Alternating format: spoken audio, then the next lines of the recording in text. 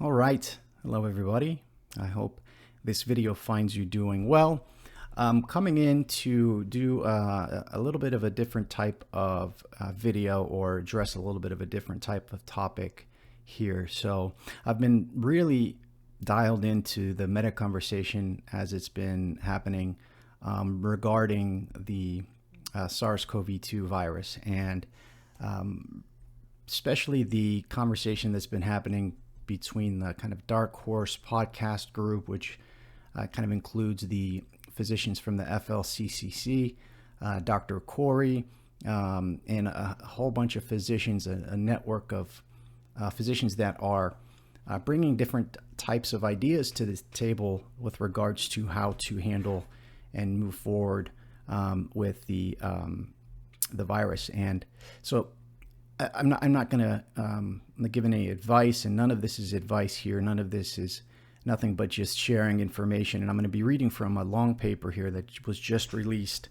by Bret and Heather Hying and Bret Weinstein. If you're not familiar with them, they have a podcast called The Dark Horse, and they've been really helpful to me in making sense of things in the past 18 months.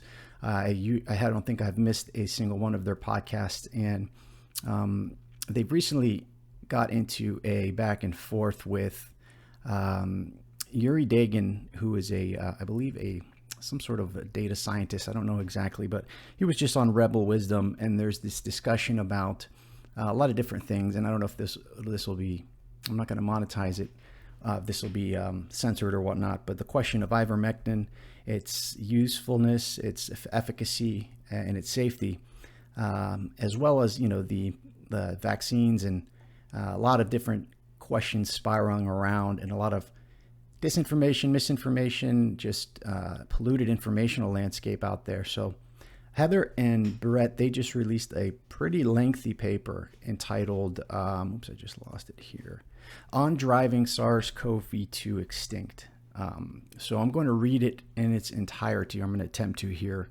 And just so people, I know a lot of people don't like to read articles that are very long, or I don't know that, but what I'm going to do is I'm just going to put it all in audio format here and just read it for you guys. And, I think it situates at least their position in a very clear and succinct way. And it's a long article. Some of it is technical, so feel free to listen to it in 1.5 speed or whatever it is, if you'd like, if you're interested in it and you want to get through it.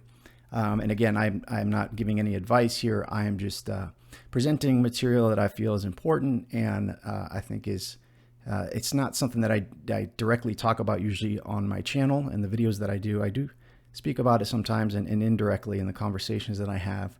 But I want to get this information out there, and I'm not pro or against vaccines or anything like that. I think that people just need information, and they need to be able to make sense of things the best they can. So that was the impetus of me coming out to read this paper, and I'm going to link the paper to in the description of this video here. It's entitled, it was just released on July 30th.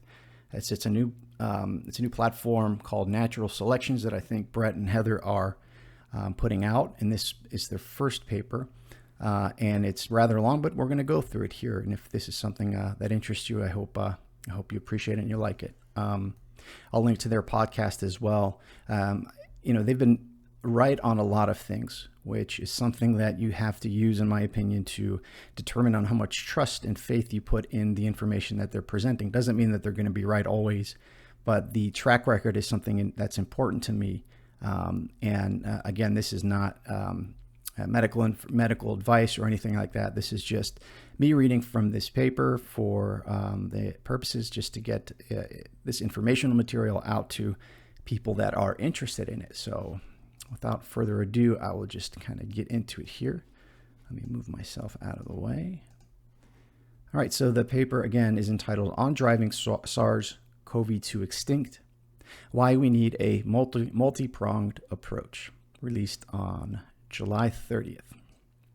So it starts, this article is co-authored by Heather Hying and Bret Weinstein. It is very long and sometimes technical, and not as much fun as a lot of what will be showing up in Natural Selection's future. And here we go in the paper. We are at a crossroads. There's a deadly virus circulating and out of control. Many have died and many more certainly will. We can choose to use all available tools to eradicate this virus, or we can allow it to become a permanent fellow traveler, endemic to humanity. The first option has a high cost, but that cost is finite, largely ending when the disease ends.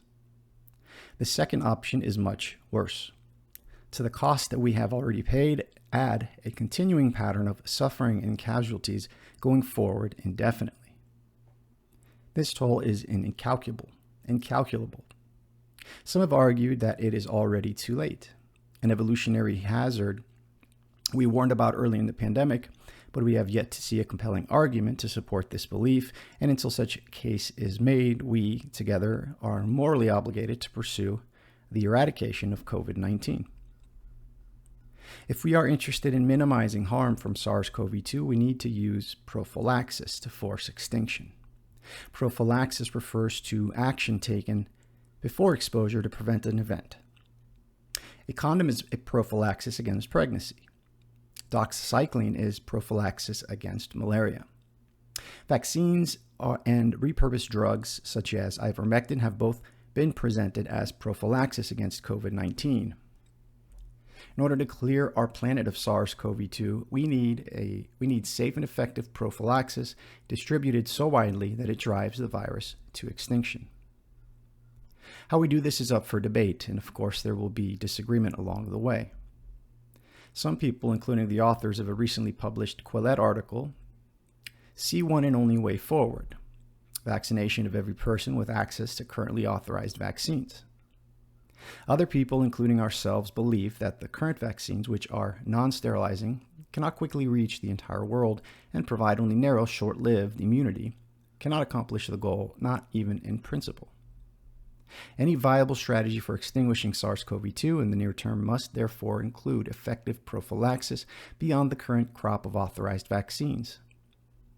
For now, that means drugs taken to prevent infection for those who are unvaccinated and who have not had a confirmed case of COVID and therefore lack natural immunity.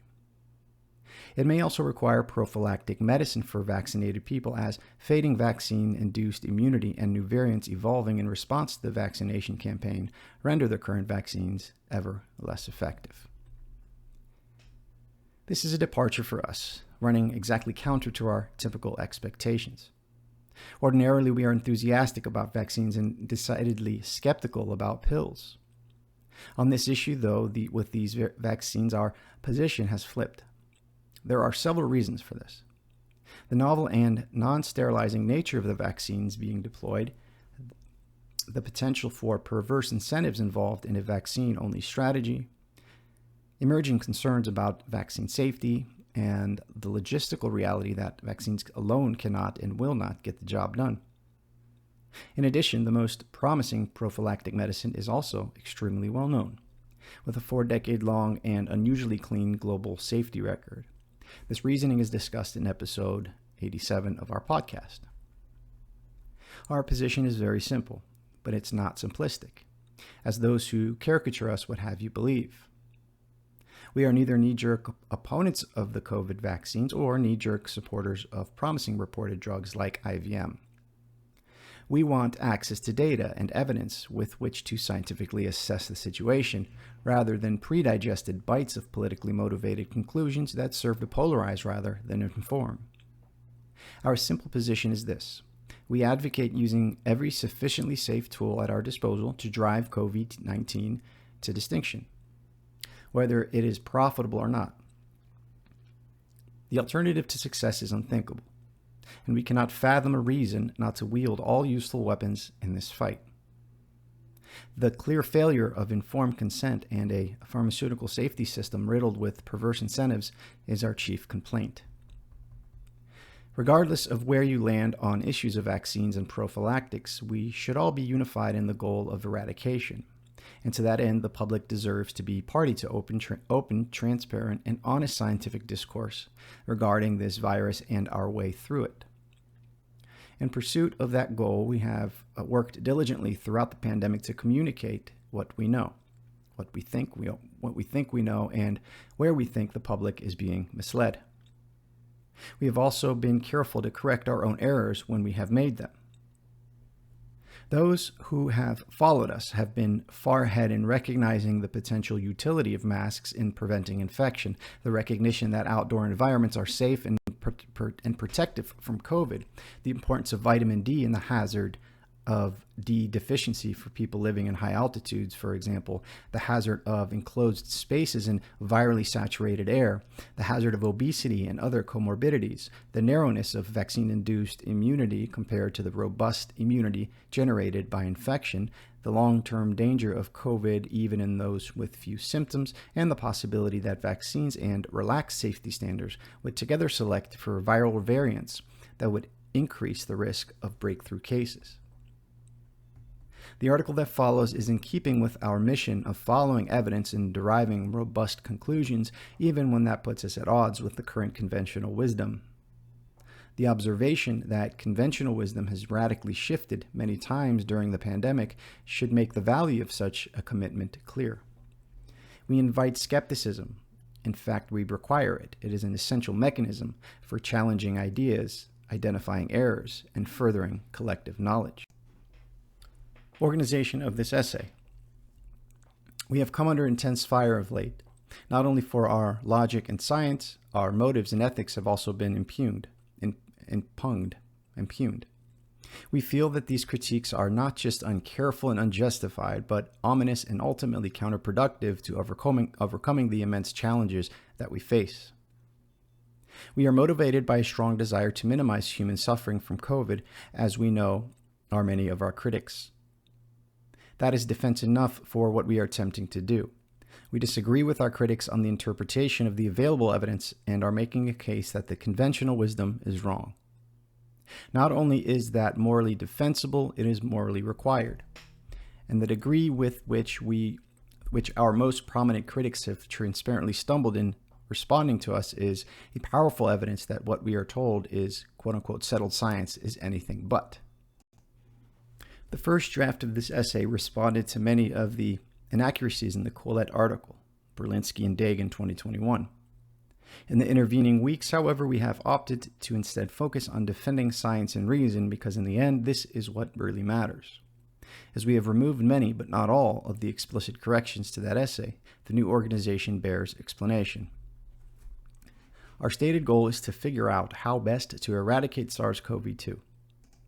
We will not review here public policy regarding lockdowns and other travel restrictions, mask mandates, or any but one of the repurposed drugs that are under consideration as prophylaxis against COVID-19. Rather, we are going to focus on the effectiveness and safety of only two preventative measures, Ivermectin and COVID vaccines, specifically mentioning that evidence which is widely dismissed or ignored. First, we will review some of the evidence for the effectiveness of ivermectin as prophylaxis against SARS-CoV-2. We will largely avoid discussion of the use of IVM as treatment for COVID, although there is substantial evidence that it does reduce the severity of disease, especially when given early in the course of infection. Many of the non-scientific texts written about IVM including the Quillette article, seem to conflate prophylaxis and treatment, a sure sign of sloppy thinking. Second, we will look at the safety records of ivermectin. Third, we will look at the safety of the COVID vaccines. And fourth, we will look into the effectiveness of the COVID vaccines. Fifth, we will discuss the natural immunity that is obtained from having had COVID itself. Sixth, we will discuss the politicization of several aspects of this discussion, which leads to our seventh section, in which we speak to the use of fear and bad math employed by some of our critics. Here we will also point out to just a very few of the additional errors in both the Quillette article and Making Sense podcast episode number 256 with Aaron Topol to point to the difficulty of making clear and coherent arguments in a context dominated by misinformation. With respect to defeating COVID, we are all in this together. We would ask whether you are a critic or a supporter that you always keep that in mind. 1. Effectiveness of ivermectin as prophylaxis, a meta-analysis. The most recent meta-analysis of the efficacy of IVM is both prophylaxis and treatment, Bryant, Lowry et al. 2021, has come under much fire. With regard to prophylaxis only, the authors included 3 randomized controlled trials. Evidence that is not in the form of an RCT is not included in a meta-analysis. Their overall assessment of the evidence was that it was of low certainty due to limitations in study designs and low number of included trials. See their Table 4 and Figure 15. Yet despite these weaknesses, in the available research, the authors found that the IVM prophylaxis reduced COVID-19 infection by an average of 86%, 95% confidence interval, 79 to 91%. One of the 3 papers included in the meta-analysis has since been withdrawn. It was still a preprint, so withdrawn rather than retracted. When the paper is removed from the meta-analysis, the confidence interval for the effectiveness of ivermectin as prophylaxis grows, as we would expect when data are removed from an analysis, but the average effect remains essentially the same, up 1% point to 87%. With regard to the overall quality of the meta-analysis, Berlinski and Deigin, in their Quillette piece, dismiss it solely on the basis that another paper describes it as of critical low quality. This other paper, a never-to-be peer-reviewed report put out by the Scientific Advisory Group of the Alberta Health Services, employs an analytical tool that was never intended to generate such a conclusion. See the Shea et al.'s highly cited 2017 paper describing said tool, Amstar 2, and how it should be applied. For this reason, we suggest that it is the criticism of the meta-analysis that is of critically low in quality, rather than the meta-analysis itself. B. Healthcare workers in Argentina. In a study of 1,195 healthcare workers in Argentina, 788 were put on a combination of IVM and carrageenan as prophylaxis, and 407 were not, instead using only PPE, personal protective equipment. For this observational, non-randomized trial, healthcare workers were recruited from 4 major hospitals in Argentina. IVM was given weekly, carrageenan and an extract of seaweed 4 times daily. Of those on IVM and carrageenan, nobody came down with COVID. Of those not on IVM, 58%, 237 of 407, got sick. If this result is true, it strongly supports the case for IVM as prophylaxis. It is, of course, possible that the strength of the effect is partly due to the carrageenan nasal spray, which is not likely to be practical on an ongoing basis, but could well be used as a supplement for instances of particular viral danger. It is, of course, possible that the research is fraudulent, as the authors of Quillette piece imply without saying the word fraud or offering any evidence. Effectively, their argument is that the result is too good to be true. The logic appears to go something like this, quote, "If this were true, it would be amazing. But because we have already decided that amazing is impossible, this can't be true." Close quote. They seem to have dismissed the research because it doesn't fit their preconceptions, not on the basis of evidence. We also wonder if the authors would be equally eager to apply their smell test rubric elsewhere, as with this study of Merck's new anti-COVID drug, which showed 100% effectiveness in ferrets. Should the public perhaps have made this argument about penicillin, or in fact about vaccines in general? 2 things that were surely, quote, too good to be true. This belief does not constitute evidence. Some critiques of this work have been raised that are worth considering. These results demand a follow-up, another study. The cost of an out-of-hand dismissal of any potentially life-saving tool can be astronomical, even at the best of times, but the potential cost in the midst of a global pandemic is unthinkable. C. Pre-existing IVM use in Africa. Throughout Africa, mass prophylactic administration of IVM as a protection against a variety of parasitic infections, including filariasis and onchocerciasis, is common. It is not, however, ubiquitous, which provides a kind of natural experiment.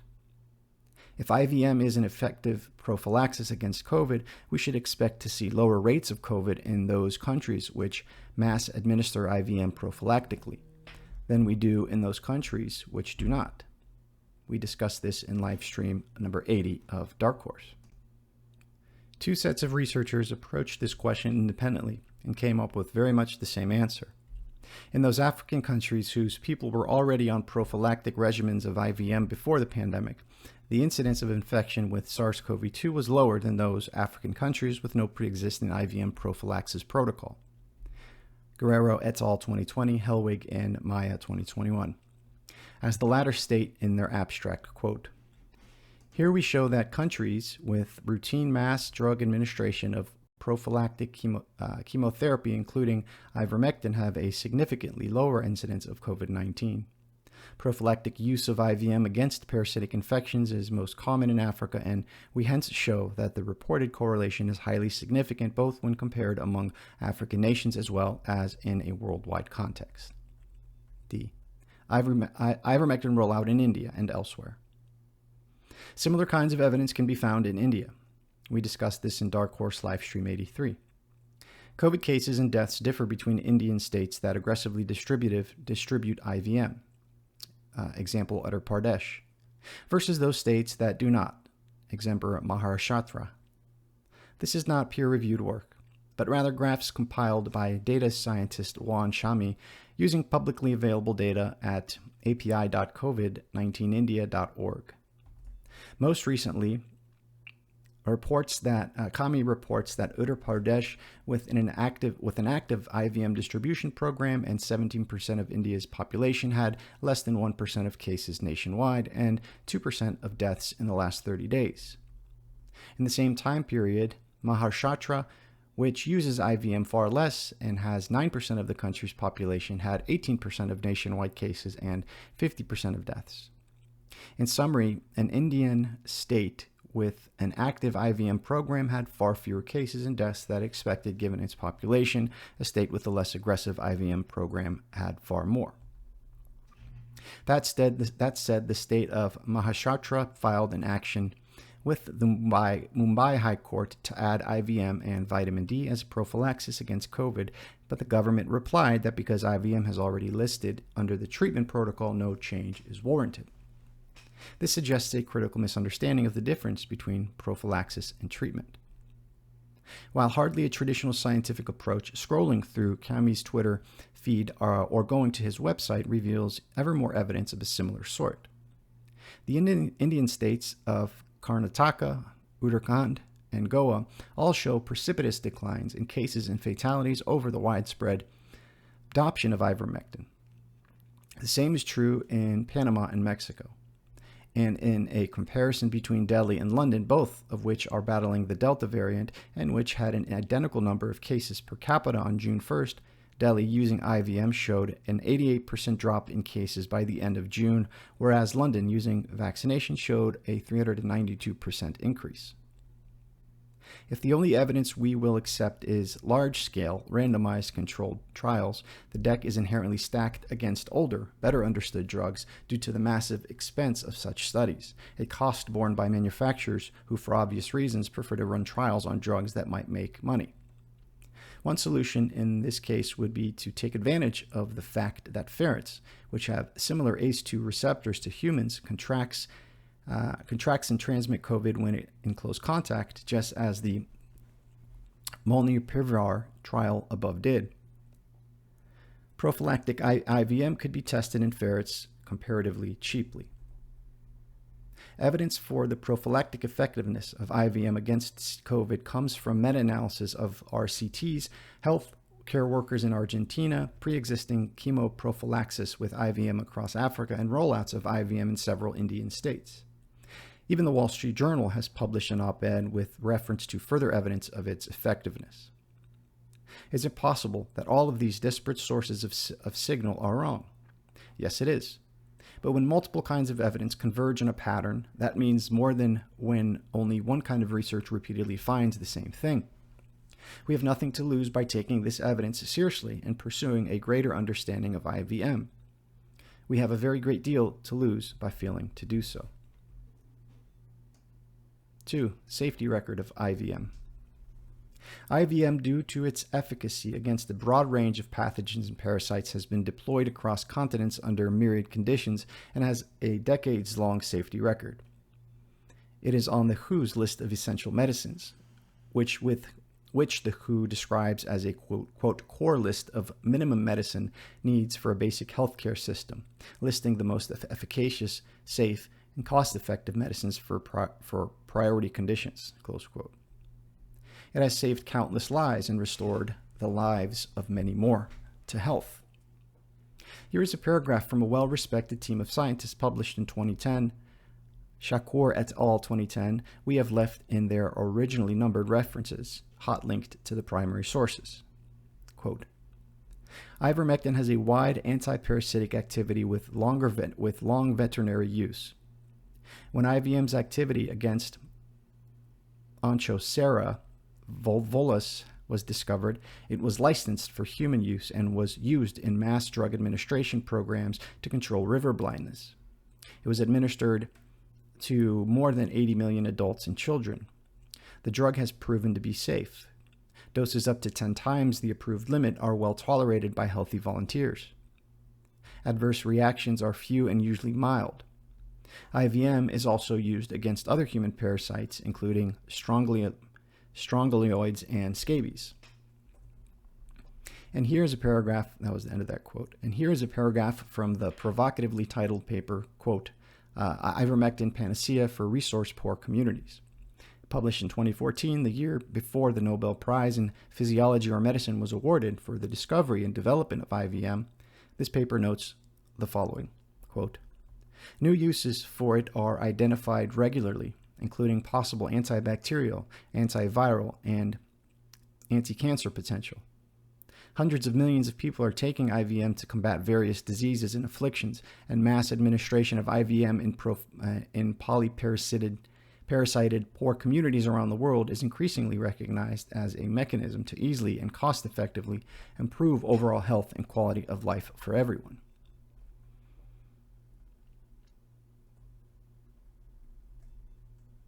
That's the end of that quote. So, despite the extensive safety record for IVM, the authors of Quillette article suggest that it is a dangerous drug.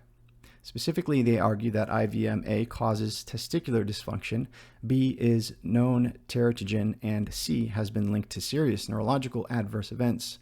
To these particular claims, A, the paper they cite for testicular dysfunction in rats begins, quote, Ivermectin in acericide and anthelmintic drug of the family of avermectins produced by Streptomyces avermetilis cultures is a well-tolerated drug with no side effects in mammals at pharmacological doses, close quote. In combination with another drug, verapamil, fertility and meiotic effects became an issue. B, the paper they cite for the teratogenicity, ability to cause harm to the fetus during pregnancies, of IVM actually fails to find that result, even though it was the goal of the research to discover just that. The researchers did not declare IVM safe during pregnancy, but they couldn't find evidence that it wasn't safe. They conclude that, quote, this study cannot draw evidence-based conclusions on whether or not there are deleterious effects of oral IVM during pregnancy, close quote. That said, we, Hying and Weinstein, would recommend avoiding exposure to any drug during pregnancy unless absolutely required. C, the paper they cite for evidence of, quote, rare but serious neurological adverse events, close quote, is the only one of these three that appear to have been cited accurately. However, closer reading shows that the already very rare events nearly always occurred in people who were compromised by concomitant infection or adverse interactions with other drugs, making it impossible to pin down whether it was IVM that caused the event.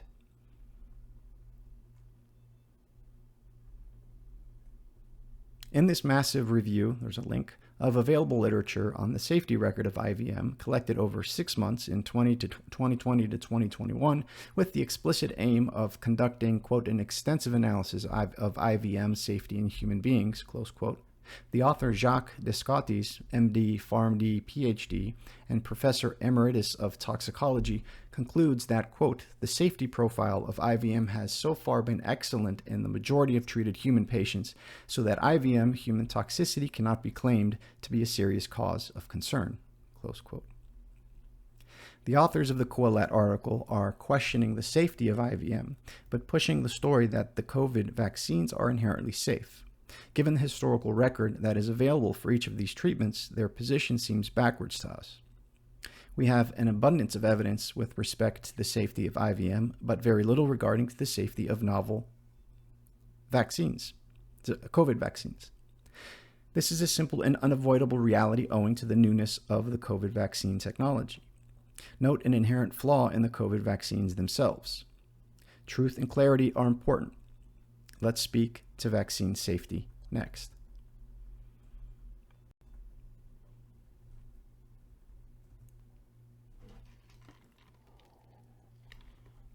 Part 3, safety records of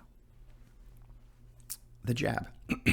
The Quillette safety record of COVID vaccines. I'm pretty sure I'll get censored here, but this is just presenting information, not advice or medical advice. So the Quillette authors have this to say about the vaccines, which, again, are brand new to science and to humanity. Quote, the evidence that mRNA-based COVID-19 vaccines are safe and that they work is about as solid as medical evidence gets. Sure, no one can prove that in 10 years' time you won't suffer from ill effects, but nor is there any reason to fear this, close quote. They are clearly holding their conclusion about vaccines to a different standard than their conclusion about IVM.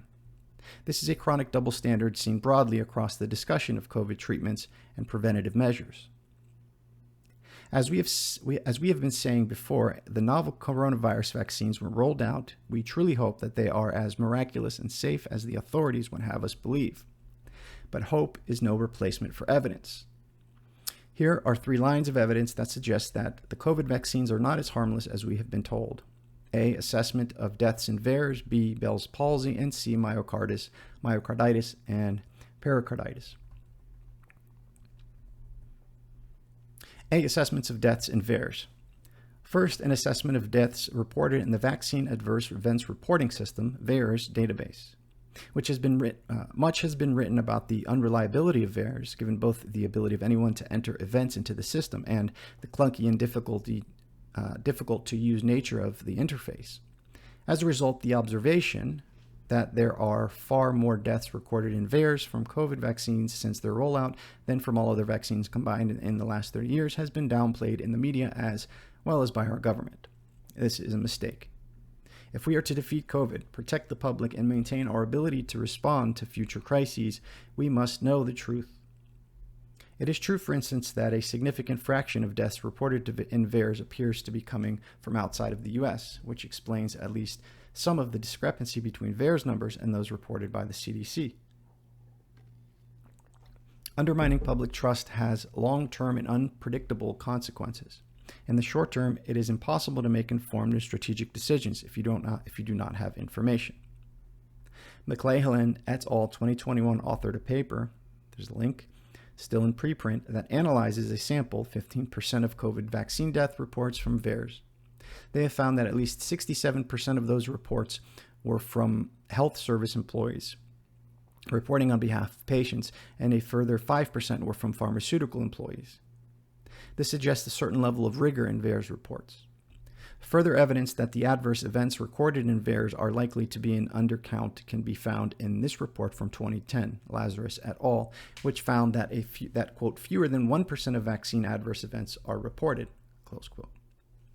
For their analysis, McClellan et al. 2021 pulled the first 250 deaths reported after COVID vaccination from the VAERS database. Their central findings are these, quote, in spite of the fact that only 4% present with a test confirmed in current COVID-19 infection, all 250 people in this interim collection were reported as COVID-19 deaths. This means that all, even those who received one or more negative test results, are erroneously counted in the officially reported national COVID-19 death tally. Close quote. The researchers also found that among these first 250 deaths after COVID vaccination that were reported in the VAERS database, the only patients in which a vaccine allergic reaction could be ruled out was among the 14% who were already bedridden at end of life and expected to die anyway from a serious comorbid like lung cancer and were on palliative hospice care. Furthermore, they found that for 13 of the 250 deaths, 5%, a vaccine allergic reaction was, quote, indisputably the most likely direct cause for the symptoms and patients' outcomes described. And yet none of these first 250 deaths that occurred after COVID vaccination were recorded in VAERS as vaccine deaths. They were all recorded as COVID deaths. We simply must have better information. If these patterns are real, this is a serious problem and we all deserve to know the truth. B. Bell's palsy. Bell's palsy is a sudden onset weakness or freezing of muscles on one side of the face. It is usually temporary. There were 4 cases of Bell's palsy reported during phase 2 of 3 trials, the second phase of the 3 trial part of Pfizer vaccine, none among the control group. In the FDA briefing document, link here, of the Vaccines and Related Biological Products Advisory Committee meeting from December 10th, 2020, sponsored by Pfizer and BioNTech, and on the topic of their new vaccine, it was reported that, quote, the observed frequency of reported Bell's palsy in the vaccine group is consistent with the expected background rate in the general population, and there is no clear basis upon which to conclude a causal relationship at this time, close quote. It turns out, however, that this conclusion was wrong. The FDA document does not provide any justification, mathematical or otherwise, for its conclusion, but it was probably based on an erroneous use of annual estimates of rates of Bell's palsy, although the 4 cases of Bell's palsy that occurred all happened within 48 days of vaccination. Researchers publishing in The Lancet, here's a link, on February 24, 2021, revealed that there had been an error. Quote, the observed incidence of Bell's palsy in the vaccine arms is between 3.5 times and 7 times higher than would be expected in the general population. This finding signals a potential safety phenomena and suggests inaccurate reporting of basic epidemiological context to the public, close quote. And followed up again in The Lancet, link here, on June 7th, 2021, quote, the available data remain consistent with a more than 3-fold increase in risk for Bell's palsy within 1 month of a second vaccine dose, close quote. Reuters fact check, link here, which was released on December 10th, 2010, the same day as the FDA briefing document, reads in part, pulling directly from the FDA document, that, quote, the frequency of Bell's palsy in the vaccine group is, quote, consistent with the expected background rate in the general population, close quote. As of July 30th, 2021, Reuters has not updated their fact check to reflect reality. Indeed, on June 28th, 2021, they put out a new fact check that includes the line, there's a link, quote, COVID-19, not Pfizer's vaccine tied to Bell's palsy, close quote. C, myocarditis and pericarditis. Myocarditis, inflammation of the heart muscle, and pericarditis, inflammation of the pericardium, the membrane outside of the heart, have been reported after the mRNA vaccination in the U.S., particularly in young men. Both conditions tend to be caused by the immune system having been triggered to create inflammation. We are assured by the CDC, link provided, that vaccination is still the best option, even though 1, these conditions are particularly prone to affect young men post-vaccination, 2, in the absence of vaccination, such conditions nearly never affect young people, and 3, young people are at low risk for bad outcomes from COVID to begin with.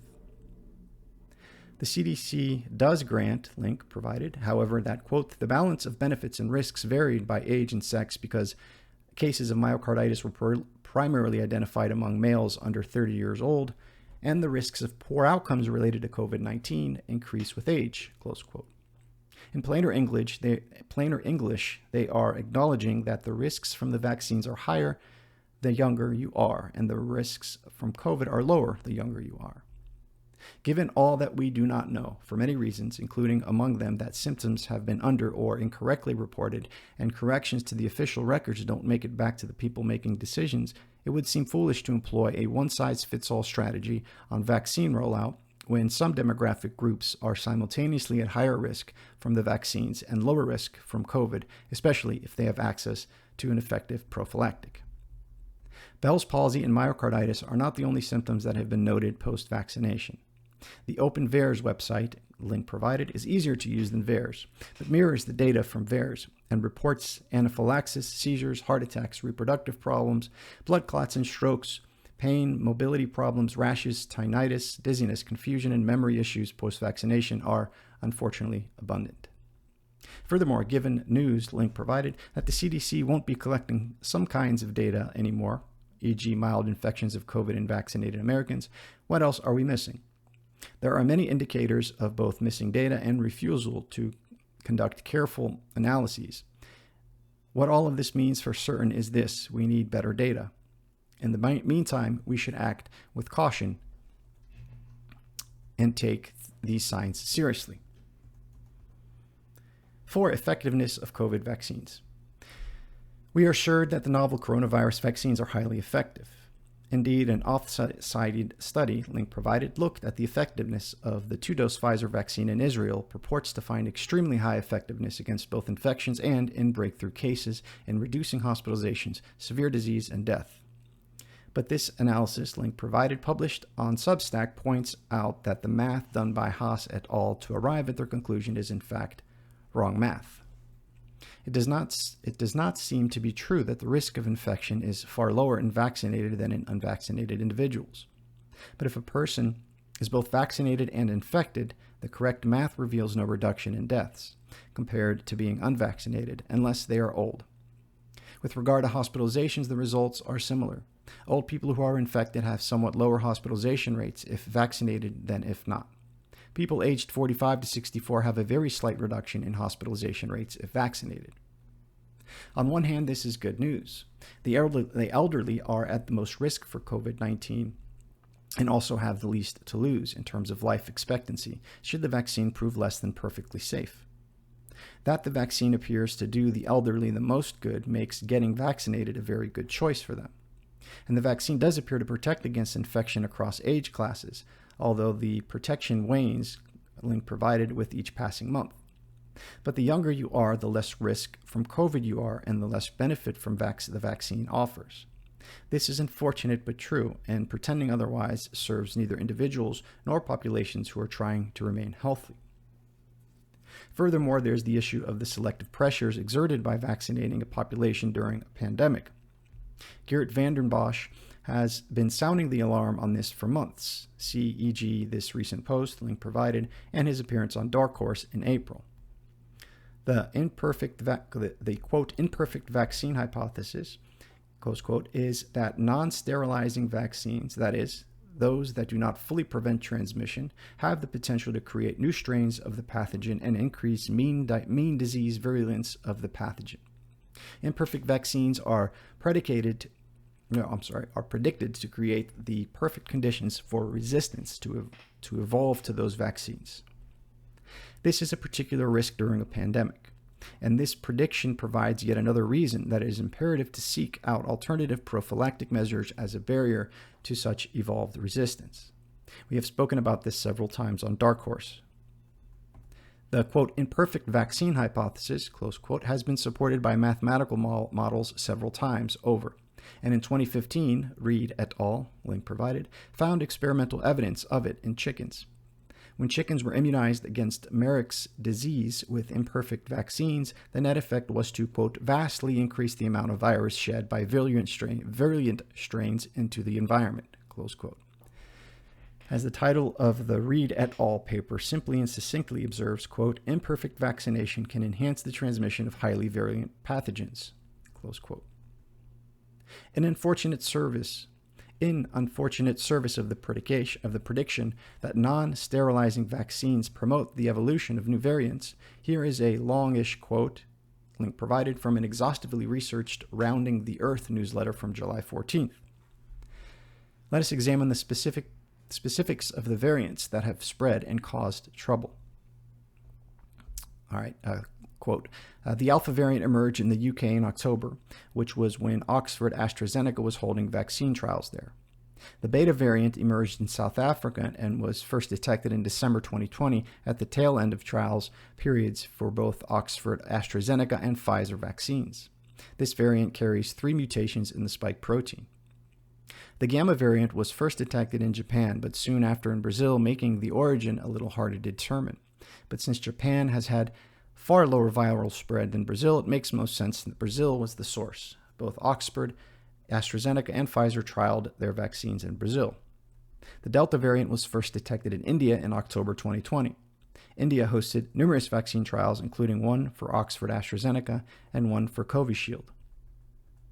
Vaccines that are sterilizing are not predicted to create the selective pressure that results in increased pathogenicity once individual immunity is achieved, nor are vaccines which are limited in scope of use. But the COVID vaccines are not sterilizing, and they are in widespread use. Variants are on the rise. The media would have you believe that it is due to the persistence of unvaccinated individuals in the population. While unvaccinated individuals play a role in this dynamic, they are logically neither necessary nor sufficient. Theoretical predictions, experimental results, and real-world observations, links provided, of where and when the variants have emerged suggest that, rather, it is the non-sterilizing vaccines and our current approach to vaccination that are responsible for the rise in these variants. 5. Unhelpful dichotomies, vaccinated versus unvaccinated. In order to drive SARS-CoV2 to extinction, we need a very high proportion of the population to be protected from the virus, such that it cannot spread. We need herd immunity. As defined by the WHO, link provided, herd immunity is achieved when a population is immune, quote, either through vaccination or immunity developed through previous infection, close quote. Thus, both those vaccinated and those with natural immunity due to previous infection contribute to herd immunity. In many discussions of how to end the pandemic, however, or just of how to slow the spread locally, what is invoked is the unhelpful dichotomy of vaccinated versus unvaccinated. Restaurants and stores, for instance, increasingly tell us if you are vaccinated, do as you please. If you are not, wear a mask. And the CDC insists, link provided, that everyone, regardless of whether or not they've had COVID, should get vaccinated, citing unspecified experts as the source of their recommendation. The correct comparison ought to not be vaccinated versus unvaccinated, but rather protected from COVID versus unprotected from COVID. In the group that ought to be considered quote-unquote protected, there are, we argue, three distinct groups. 1, the vaccinated. 2, those who have already had and recovered from COVID. And 3, those on other effective prophylaxis, such as IVM. Even if you are not compelled by the evidence for the effectiveness of IVM as prophylaxis against COVID, you are left with those who have natural immunity as a result of the unfortunate fact of having had the disease. 2 recent papers report that natural immunity is gained from having had COVID. Cohen et al. 2021 finds, quote, durable and broad immune memory, close quote, for 8 months post-infection, after which there is no evidence that immunity dissipates. 8 months was simply the time limit of the study. Ivanova et al. 2021, still in preprint, compared the immunity gained from the infection to that gained from the mRNA vaccination.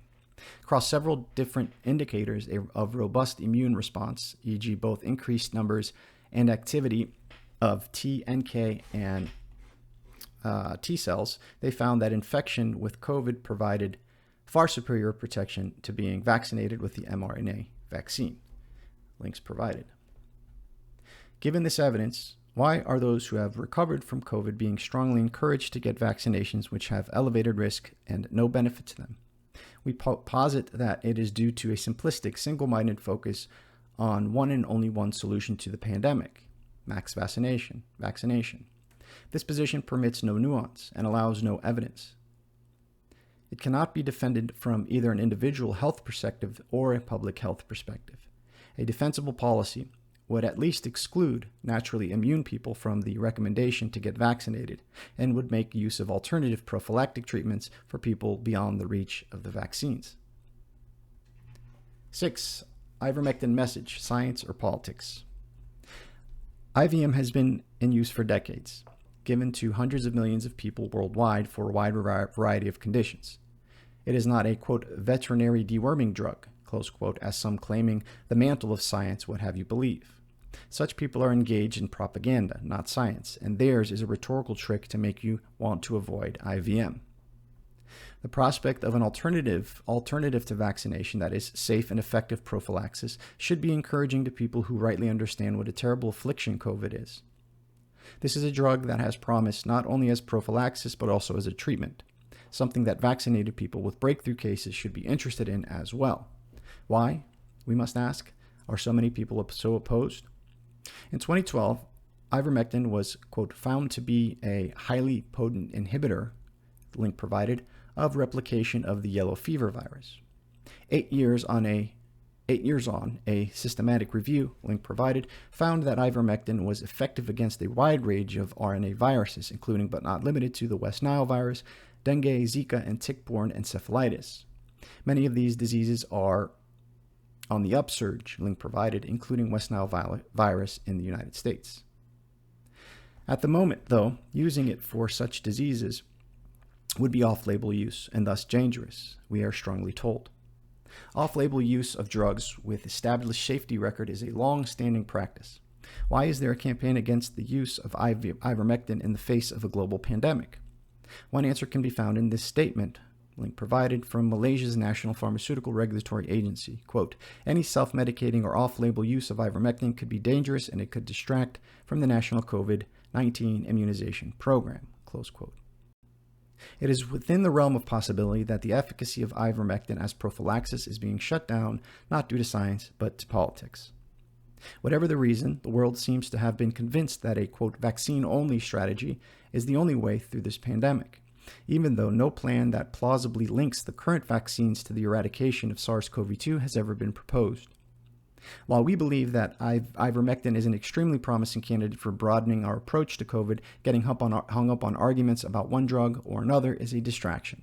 The essential point is that we must vigorously seek all additional tools to fight SARS-CoV-2, including ivermectin.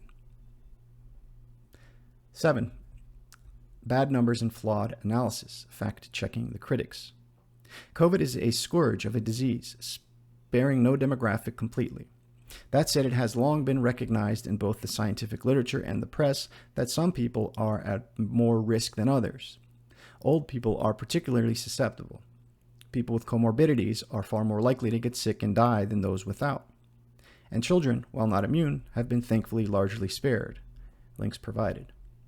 This disease needs no help to be frightening, so it is concerning to see what seems to be fear-mongering to scare parents into believing that it is a far greater threat to their children than it actually is. Evidence of bad numbers and flawed analyses in the Quillette article can be found in a number of places.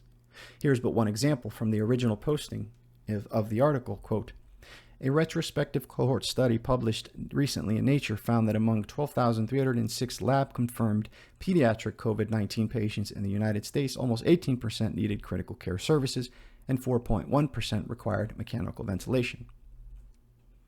18% of pediatric cases of COVID required critical care service?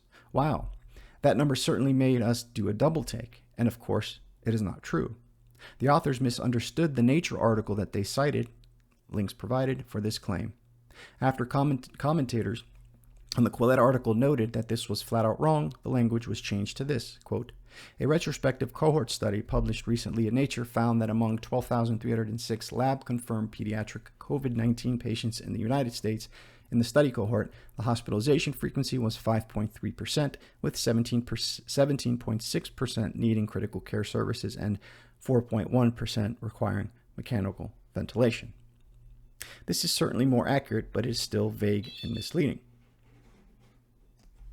What the Nature article in question actually finds is that among pediatric COVID patients, 5.3% required hospitalizations, of which 17.6% needed critical care services, and of which 4.1% required mechanical ventilation. For those new to math, that means that 5.3 multiplied by 17.6 equals 0.9% of pediatric patients required critical care services, and 5.3, 4.1 equals 0.2% of pediatric patients required mechanical ventilation.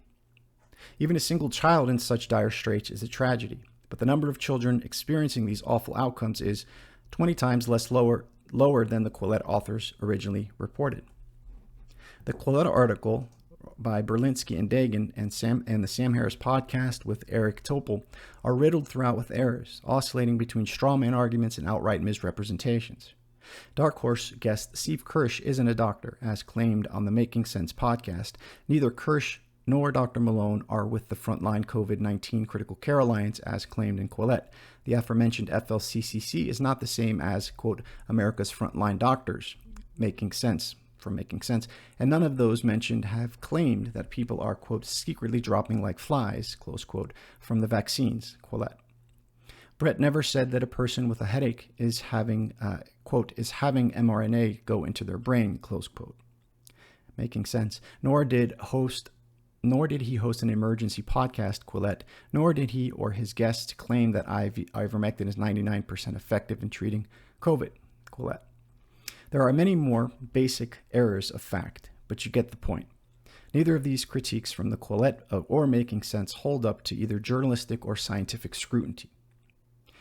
We're not going to fisk these text links provided, in part because Alexandros Marinos already did a fantastic job of doing just this on Twitter.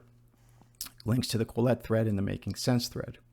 We did not know Marinos before he wrote those threads. He and Eva Talkinson have since started a project called Better Skeptics, which they call a, quote, prototype for collective sense-making, close quote.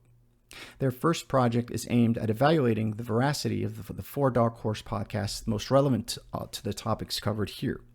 We applaud the effort to bring better skeptics and higher quality skepticism into the world. Clearly looking to both the Quillette article and Making Sense podcast as examples from both a scientific and journalistic perspective, we all need better skeptics. Lastly, what is most important is this. There is a deadly virus circulating. Many have died, and many more probably will. It is in our collective interest to extinguish the virus. We must not allow it to become endemic. What is the best way to accomplish this? Some people, including the authors of the original Quillette article, see one and only one way forward: vaccination with the current crop of COVID vaccines. Other people, including ourselves, see a multi-pronged approach as essential. 1, vaccinations for those who can and will have them. 2, recognition of the natural immunity of those who have COVID. And 3, the global use of repurposed drugs, including ivermectin, as prophylaxis by people not in categories 1 or 2. We were asked in a recent live stream Q&A to, quote, steelman the case against ivermectin. We focused on steelmanning the case against the use of ivermectin as COVID prophylaxis, clipped here. Medicinal prophylaxis is not a perfect solution. Among other concerns, it requires an ongoing compliance. The flip side of that, however, is that it is reversible, which is not true of vaccines. All else being equal, though, vaccines are a better solution if they are both effective personally and epidemiologically and sufficiently safe. But Pfizer now indicates that 6 months after vaccination, you might need another one, a link provided. These vaccines are not sterilizing and so potentially create selective pressure for new, more virulent and vaccine-resistant variants. And we have already covered a few of the safety concerns for individuals. Yet the authors of the Quillette article would have you believe that our discussion of COVID vaccine safety and repurposed drugs such as ivermectin are, in and of themselves, a threat to global health. We posit that once again, they have that backwards. We are all in this together. Demonizing others, be they vaccinated or unvaccinated, is not a solution. The current vaccines cannot end the pandemic, and it is time to advance a plan that conceivably can. This has been our motivation from the beginning. We can and should all look to our better angels and move forward with the dignity and resolve that those angels offer us.